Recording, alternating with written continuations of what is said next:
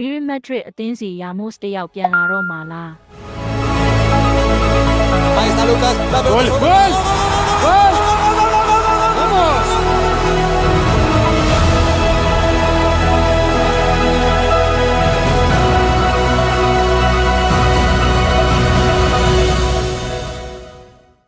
။လက်ရှိမှာရီရဲရဲ့ခံစစ်မှုအီတာမီလီတာအိုဟာဒုတရကြောင့်တရားဒီလုံနာရတော့မှာပါအော်လာဘာကလည်းပြန်မလာနိုင်သေးဘူးခါရဘက်ဂျော်ကလည်းဒဏ်ရာရနေတော့ရီရဲခံစစ်ဟာ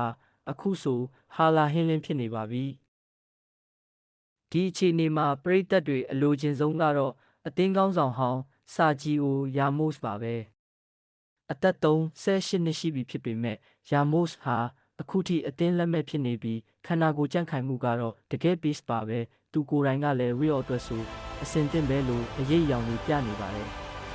ဒါပေမဲ့ real ဖုတ်ဖွဲကတော့ Ramos ထက်ပိုဒီလိုကစားသမားမျိုးကိုပိုစိတ်ဝင်စားနေပါတယ်ကဲတငယ်ချင်းတို့ရောဘယ်လိုထင်လဲ Ramos ကိုပြန်ခေါ်တင်လား